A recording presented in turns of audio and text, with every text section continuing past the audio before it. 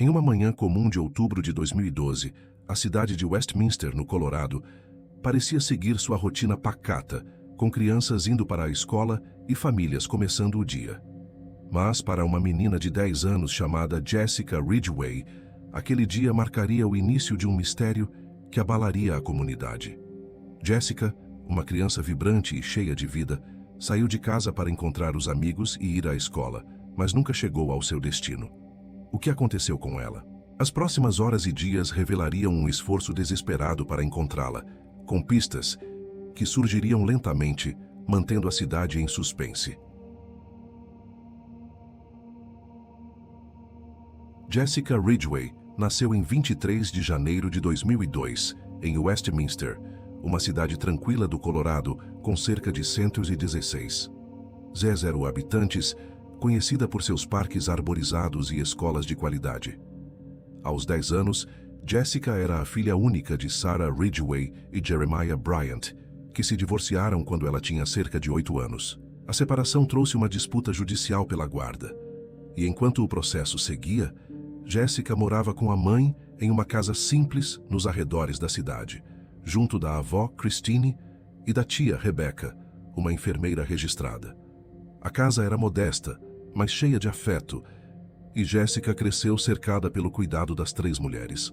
Seu pai, Jeremiah, vivia em Independence, Missouri, com a avó, mas mantinha contato com a filha, visitando-a pelo menos uma vez por ano em uma relação descrita como amigável, apesar das tensões judiciais. Jessica era uma criança especial, que encantava a todos com sua energia e alegria. Estudante do 5º ano na Wheat Elementary School, ela se destacava como uma aluna inteligente, dedicada e respeitosa, sempre disposta a ajudar. Sua paixão por atividades em grupo a levou a integrar o time de líderes de torcida mirim, onde sua animação e espírito de equipe brilhavam. Fora da escola, Jessica era criativa. Escrevia músicas, inventava palavras para brincar com os amigos e adorava participar de jogos coletivos. Sua independência impressionava para alguém tão jovem. Ela preparava o próprio café da manhã, se arrumava sozinha e fazia as tarefas sem precisar de lembretes. Jessica também tinha um amor profundo por animais, cuidando com carinho de seu cachorro, 2 peixes, 2 sapos e até dos gatos sem pelo dos vizinhos quando eles viajavam. Em outubro de 2012, ela estava empolgada com a chegada do Halloween, já planejando sua fantasia de salva-vidas zumbi, que prometia combinar seu senso de humor com sua criatividade. A rotina na casa de Jessica era bem estruturada. Sarah, sua mãe, trabalhava no turno da noite, das 22 horas às 7 horas, em uma empresa de tecnologia. Apesar do cansaço, ela fazia questão de chegar a tempo de tomar café da manhã com a filha, um momento especial para as duas. Durante o dia, enquanto Jessica estava na escola, Sarah aproveitava o silêncio para descansar, já que a avó e a tia cuidavam da casa e estavam disponíveis para qualquer emergência. Christine, a avó, e Rebecca, a tia, eram figuras constantes na vida de Jessica, oferecendo apoio e estabilidade. Essa dinâmica permitia que Jessica tivesse uma infância estruturada, mesmo com a ausência do pai e as demandas do trabalho da mãe. Na manhã de 5 de outubro de 2012, uma sexta-feira, tudo parecia seguir o curso normal. Sarah chegou do trabalho por volta das 7h30, ainda sentindo o peso de uma noite longa. Ela preparou Jessica para a escola, enquanto a menina tomava café da manhã e assistia a desenhos na TV. Como estava nevando levemente, Sarah pediu que Jessica trocasse a legging por uma calça jeans para se proteger do frio. A menina voltou do quarto vestindo a jeans, uma jaqueta preta e rosa, botas pretas e óculos roxos, carregando sua mochila rosa com um chaveiro que trazia seu nome. Por volta das 8h25, Jessica ligou para o pai de uma amiga, perguntando se a amiga poderia esperá-la no Chelsea Park, a 3 quarteirões de casa, para caminharem juntas os 2 quilômetros até a Wheat Elementary. Era um hábito comum. Jessica se encontrava com um grupo de crianças e todos iam juntos, aproveitando a segurança do trajeto coletivo. Após um último aceno, ela saiu de casa, cheia de energia, sem que ninguém imaginasse que algo estava errado. A ausência de Jessica só foi notada horas depois. Seus amigos esperaram no Chelsea Park até 8h40. Mas, como ela não apareceu, imaginaram que talvez estivesse atrasada ou que o pai a tivesse levado de carro. Sem querer se atrasar para a escola, o grupo seguiu sem ela. Às 10h11, a escola tentou contato com Sarah, deixando uma mensagem de voz para informar que Jessica não havia comparecido à aula, algo incomum, já que os pais costumavam avisar em caso de falta. Sarah, exausta do trabalho, estava dormindo e deixou o celular no andar de baixo, sem ouvir o toque. Foi só por volta das 16h30, ao acordar, que ela percebeu que Jessica não estava em casa. Algo completamente fora do normal, já que a menina sempre voltava após as aulas. Ao checar o celular e ver as chamadas perdidas da escola, Sarah ligou imediatamente e ficou sabendo da ausência da filha. O choque foi instantâneo. Jessica havia saído de casa como sempre, mas nunca chegou à escola. Desesperada, Sarah agiu rápido. Primeiro, contatou amigos e familiares, na esperança de que alguém tivesse visto Jessica, mas ninguém tinha notícias. Ela correu até os vizinhos, perguntando se alguém notara algo estranho, e foi à escola, mas não encontrou pistas. Também verificou hospitais próximos, temendo que Jessica pudesse ter sofrido um acidente, mas não havia registros dela. Educada para nunca entrar no carro de estranhos, Jessica era uma criança cautelosa, o que levou Sarah a deduzir que algo grave aconteceu no curto trajeto entre a casa e o ponto de encontro. Sem perder tempo, ela ligou para a polícia, que chegou à casa em poucos minutos, pronta para iniciar uma busca que mobilizaria toda a cidade. A investigação começou com força total. O Westminster Police Department acionou a Colorado Bureau of Investigation e 5 horas após o chamado de Sarah, um alerta Amber foi emitido. Embora já se passassem 13 horas desde o desaparecimento, estimado entre 8h30 e 8h40. A operação foi massiva. 50 policiais e deputados do xerife, apoiados por 800 voluntários, vasculharam campos, parques, lagos e bueiros. Cães farejadores percorreram o trajeto de Jessica, enquanto helicópteros com sensores térmicos sobrevoavam a área e mergulhadores exploravam corpos d'água próximos. Policiais bateram de porta em porta, entrevistando moradores sobre qualquer movimentação suspeita naquela manhã.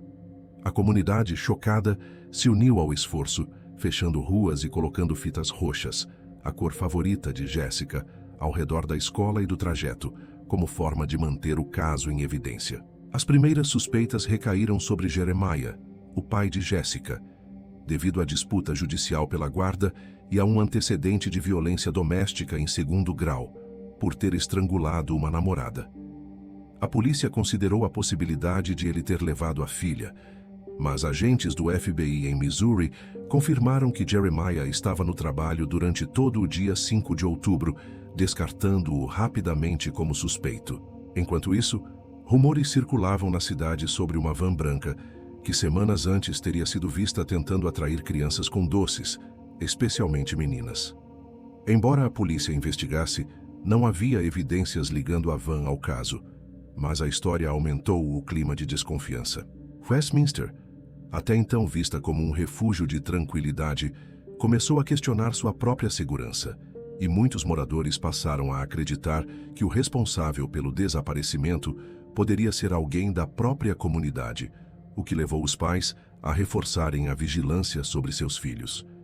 A polícia, pressionada pelo tempo e pela angústia da família, seguiu cada indício com determinação, enquanto a cidade, antes tranquila, enfrentava o medo de que algo terrível havia acontecido.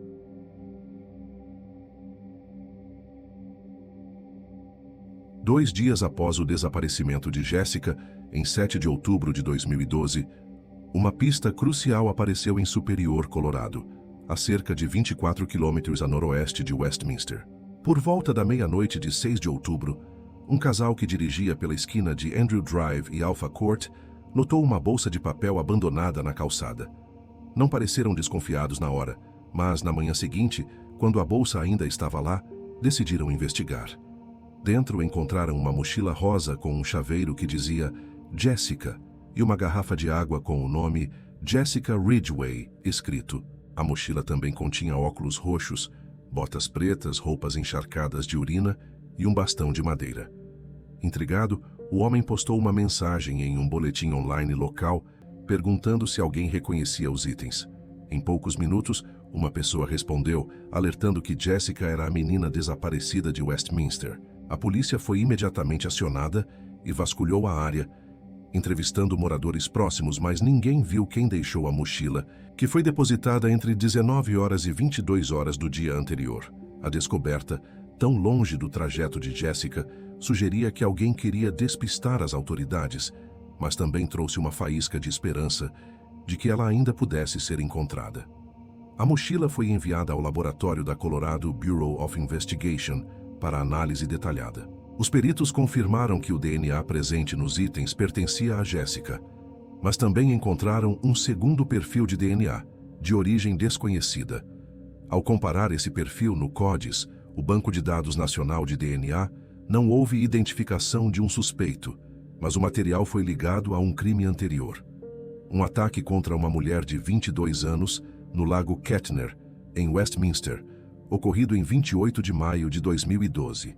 Naquela tarde quente, a corredora estava fazendo sua trilha habitual perto do lago, com a Witt Elementary School visível do outro lado da rua.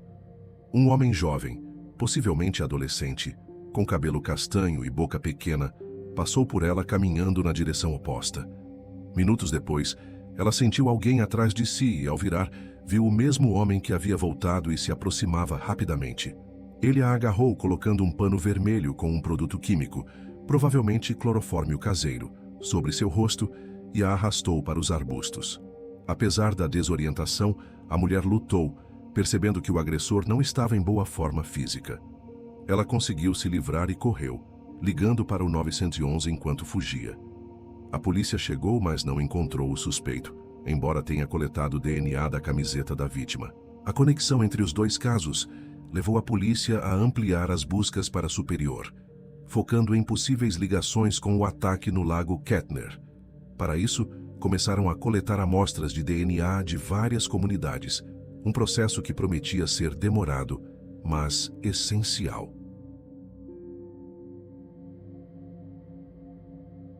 A esperança de encontrar Jessica viva foi abalada em 10 de outubro de 2012. Algumas fontes mencionam 11 de outubro, quando uma descoberta chocante mudou o rumo da investigação. Em Patridge Park Open Space, uma área de mineração abandonada em Arvada, a 10 milhas, 16 quilômetros a oeste de Westminster, 2 trabalhadores de coleta de lixo encontraram sacos plásticos pretos que exalavam um cheiro forte e incomum. Ao abrirem os sacos, depararam-se com o torso de uma criança feminina, sem braços, pernas ou cabeça, coberto por um cobertor branco. Fora dos sacos, tufos de cabelo loiro estavam espalhados, e nas proximidades havia 2 recibos, um deles para a compra de sacos plásticos idênticos em um supermercado King Soopers, a poucos quilômetros da casa de Jessica. A polícia analisou vídeos de vigilância da loja, mas não conseguiu identificar o comprador, e o recibo foi mais tarde confirmado como não relacionado ao crime. A cena, isolada em uma área cheia de galpões e cabanas remanescentes da mineração, parecia escolhida para esconder algo tão horrível. A polícia foi chamada imediatamente e o material foi levado para exames periciais, enquanto a comunidade de Westminster enfrentava a possibilidade de que o pior havia acontecido. Os exames no laboratório foram desafiadores. O corpo estava cuidadosamente limpo, com os órgãos internos removidos, o que dificultava a identificação. Após análises minuciosas, os peritos confirmaram que os restos pertenciam a Jessica Ridgway. A causa da morte foi determinada como asfixia, com sinais claros de que a menina foi impedida de respirar. Além disso, os exames revelaram evidências de abuso sexual, aprofundando a gravidade do crime. Um detalhe particularmente perturbador chamou a atenção. Dentro do corpo, na região da vagina, foi encontrada uma cruz de madeira de 4 centímetros, com um furo na parte superior, como se fosse um pingente. De um lado, havia 3 riscos verticais, do outro, um desenho em zigue-zague. A família de Jessica afirmou que a cruz não pertencia à menina, levando a polícia a teorizar que poderia ser um item do criminoso, talvez deixado intencionalmente ou por descuido. As autoridades divulgaram imagens da cruz em todos os meios de comunicação, pedindo que a população ajudasse a identificar seu dono. Também solicitaram que os moradores relatassem qualquer pessoa que tivesse mudado de aparência, como cortar o cabelo ou que estivesse agindo de forma estranha, na esperança de encontrar um suspeito. Com a confirmação da morte de Jessica, a investigação ganhou ainda mais urgência. A polícia voltou a atenção para a família, investigando Sarah, a mãe, por ser a última pessoa a ter visto Jessica viva. Sarah cooperou plenamente, respondendo a todas as perguntas e permitindo buscas em sua casa, mas não havia evidências que a incriminassem. Outra linha de investigação focou em 2 agressores sexuais registrados que moravam a apenas 2 casas de Jessica. A polícia revistou suas propriedades, incluindo uma casa e uma caminhonete, mas não encontrou nada que os ligasse ao crime. Uma pista vinda de fora do estado também foi verificada. Um relato sugeriu que Jessica teria sido vista em uma perua com placas do Colorado em Maine. A polícia rastreou o veículo, mas a informação se revelou falsa, desperdiçando tempo valioso. Enquanto isso, a comunidade de Westminster permanecia em alerta, com pais redobrando os cuidados com seus filhos, temerosos de que o responsável ainda estivesse à solta.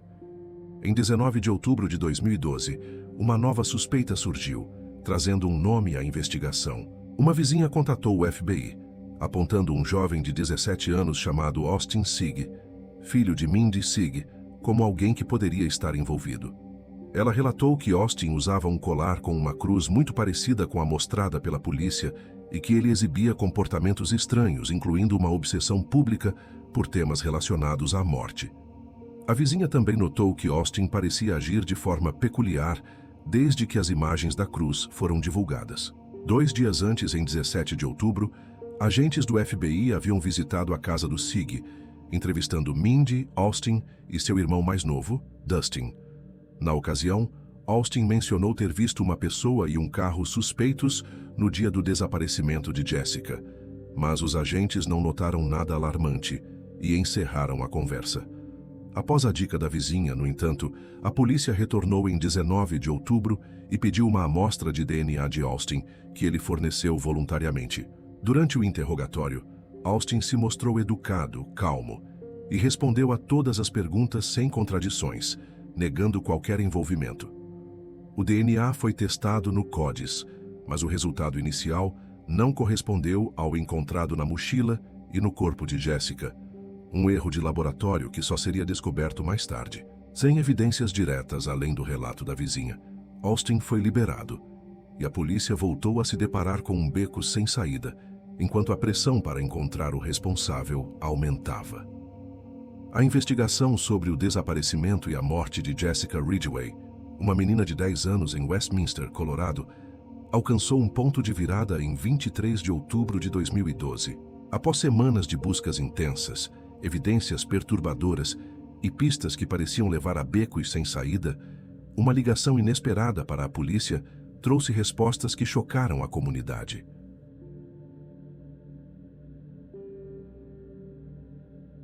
No dia 23 de outubro de 2012, a polícia de Westminster recebeu uma ligação que mudou o curso da investigação. Mindy Sigg, uma moradora local, telefonou em estado de choque, com a voz tremendo enquanto relatava algo inimaginável. Seu filho de 17 anos, Austin Sigg, havia confessado para ela que matou Jessica Ridgway. Chorando, Mindy explicou que Austin revelou detalhes do crime e informou que partes do corpo da menina estavam escondidas na casa deles. Em um momento de desespero, ela passou o telefone para Austin, que confirmou tudo à operadora. Ele admitiu ter cometido o assassinato, disse que tinha provas do que fez e prometeu responder qualquer pergunta da polícia. Durante a ligação, Austin também mencionou ser responsável pelo ataque a uma corredora no Lago Kettner, em maio de 2012, e afirmou que seu único histórico criminal era uma multa por excesso de velocidade. Inicialmente calmo, ele ficou frustrado com as perguntas da operadora, que buscava mais detalhes, como a localização exata dos restos e se ele tinha armas em casa. "Eu não entendo por que tantas perguntas. Matei Jessica Ridgway, tenho provas. Só mandem a polícia aqui", exclamou, exigindo que as autoridades chegassem logo. A ligação, cheia de tensão, marcou o início do fim de um mistério que atormentava a cidade. A polícia agiu rapidamente, chegando à casa do Sig e prendendo Austin sem que ele oferecesse resistência. Mindy, ainda abalada, permitiu uma busca completa na propriedade. No espaço sob a casa, conhecido como Crawl Space, os policiais encontraram sacos plásticos pretos contendo a cabeça, os braços e as pernas de Jessica, confirmando a confissão de Austin. A busca revelou mais evidências. Uma segunda cruz de madeira idêntica à encontrada no corpo de Jessica, com os mesmos 3 riscos verticais e desenho em zigue-zague. Fios de cabelo loiro pertencentes à vítima, laços de plástico, alguns usados e outros novos, luvas de látex, sacos plásticos iguais aos que continham o torso, uma máscara de esqui, aquecedores de orelha, luvas, várias facas e 2 computadores com 3 discos rígidos que continham pornografia infantil. Cada item reforçava a conexão de Austin com o crime, transformando a casa em uma cena de horror. Enquanto isso, um novo teste de DNA foi realizado com a amostra fornecida por Austin. Diferentemente do resultado inicial de 19 de outubro, que não encontrou correspondência devido a um erro de laboratório, a amostra não foi testada corretamente ou foi mal processada. O novo teste confirmou que o DNA de Austin correspondia ao encontrado na mochila de Jessica, no corpo dela e na camiseta da corredora do Lago Kettner. O erro anterior havia atrasado a investigação, mas agora a polícia tinha provas irrefutáveis. Austin Sig, nascido em 17 de janeiro de 1995, tinha 17 anos na época do crime e vivia com sua mãe, Mindy, e seu irmão mais novo, Dustin, em uma casa a apenas 2,5 km da residência de Jessica, no mesmo bairro de Westminster. Filho de Mindy e Robert Sig, ele cresceu em um lar marcado por dificuldades. Seus pais se divorciaram quando Austin era muito jovem, e Robert, o pai, acumulava antecedentes criminais, incluindo fraude financeira, crimes domésticos e uma prisão pelo FBI em 2006 por um esquema de fraude hipotecária. Mindy, por sua vez, enfrentava problemas financeiros, tendo declarado falência em 2012. A infância de Austin foi conturbada. Aos 12 anos, sua mãe descobriu pornografia infantil em seu computador, um sinal alarmante que levou a família a buscar ajuda profissional. Ele passou por sessões de terapia, mas os tratamentos não surtiram efeito, e o relacionamento com Mindy piorou. Ela passou a tratá-lo com agressividade, frequentemente debochando de seus interesses, o que o isolou ainda mais. Na escola, Austin sofria bullying por sua aparência e voz fina, tornando-se uma figura reclusa, com dificuldades para se enturmar. Diagnosticado com um transtorno de ansiedade e déficit de atenção, ele recebeu medicação, mas nunca seguiu o tratamento adequadamente. Apesar disso, era considerado inteligente, estudando ciências forenses mortuárias no Warren Tech, um centro técnico local. Lá, ele chegou a dizer ao irmão que estava aprendendo como cometer crimes sem ser pego, um comentário que na época foi ignorado como uma bravata.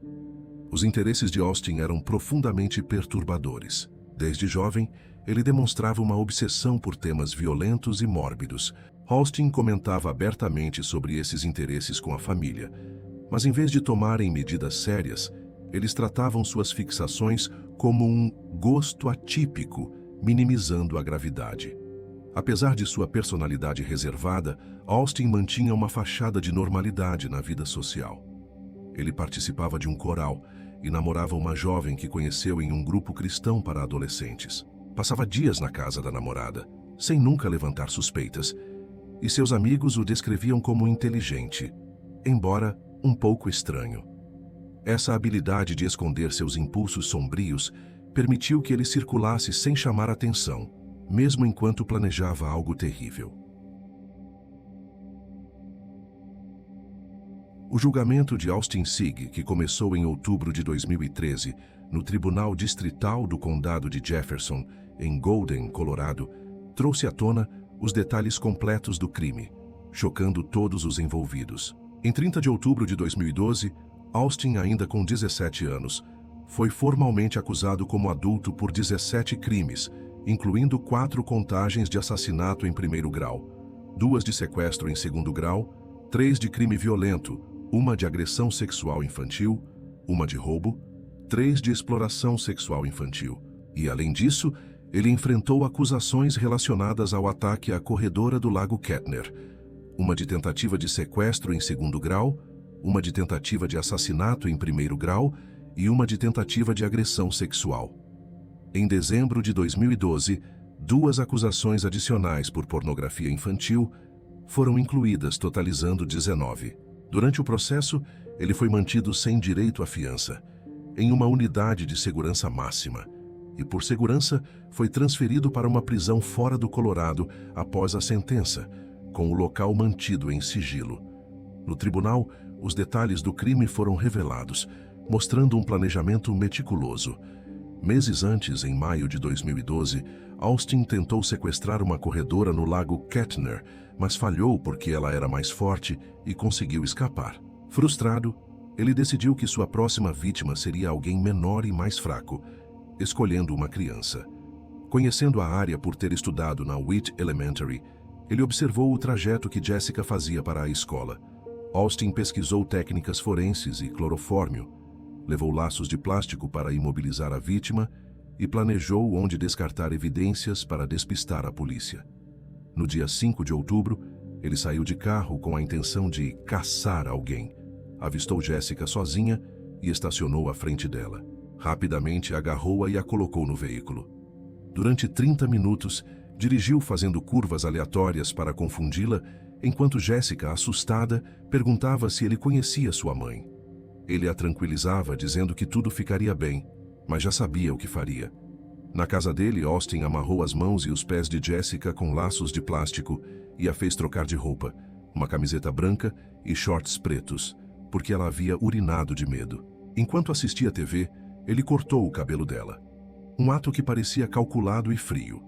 Tentou estrangulá-la com os laços, mas, sem sucesso, usou as mãos e, para garantir, afogou-a em uma banheira cheia de água quente.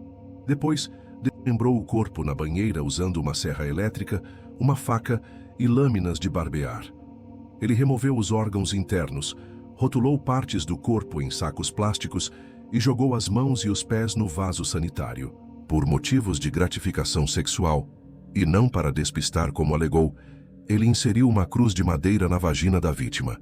Parte do corpo foi escondida no galpão da casa e entre as paredes, em um vão usado para isolamento térmico. No dia seguinte, 6 de outubro, ele jogou a mochila de Jessica em Superior a 15 milhas de distância para enganar a polícia. Dias depois, descartou o torso em Patridge Park, mantendo o restante dos restos em casa. Apesar de usar luvas para evitar deixar DNA, traços foram encontrados na mochila e no corpo, o que acabou sendo crucial. A motivação de Austin, segundo a promotoria, era uma fantasia sexual violenta, alimentada por anos consumindo pornografia extrema. Ele buscava controle, dor e poder, sentindo excitação com o sofrimento alheio, uma característica que se intensificou desde os 12 anos, quando começou a acessar conteúdos cada vez mais perturbadores. No julgamento, Austin inicialmente se declarou não culpado, mas 2 dias antes do início, mudou sua defesa para culpado em 15 das 19 acusações. Seus advogados argumentaram que ele era jovem e não compreendia a gravidade de seus atos, citando possíveis distúrbios mentais, como transtorno de ansiedade, déficit de atenção e uma suposta lesão cerebral causada por complicações no parto, incluindo uma queda de sua mãe durante a gravidez, exposição à fumaça de tinta e cirurgias intestinais na infância. Eles pediram que fosse julgado como menor, o que resultaria em uma pena mais leve. A promotoria, no entanto, destacou a premeditação do crime. Austin escolheu uma vítima vulnerável, conhecia o trajeto dela, pesquisava crimes semelhantes e planejou cada etapa, desde o sequestro até o descarte das evidências. Laudos psicológicos apresentados no tribunal, incluindo o testemunho da doutora Anna Salter, descreveram Austin como alguém sem empatia, com comportamentos sádicos e um fascínio por controle e dor. A promotoria também apontou seu histórico de consumo de pornografia violenta desde a infância, que escalou para conteúdos cada vez mais extremos. Em 19 de novembro de 2013, o juiz condenou Austin à prisão perpétua, com possibilidade de condicional após 40 anos, mas adicionou mais 86 anos de pena a serem cumpridos consecutivamente, garantindo que ele nunca saísse da prisão. A sentença refletiu a gravidade do crime e o impacto devastador que ele teve na comunidade de Westminster.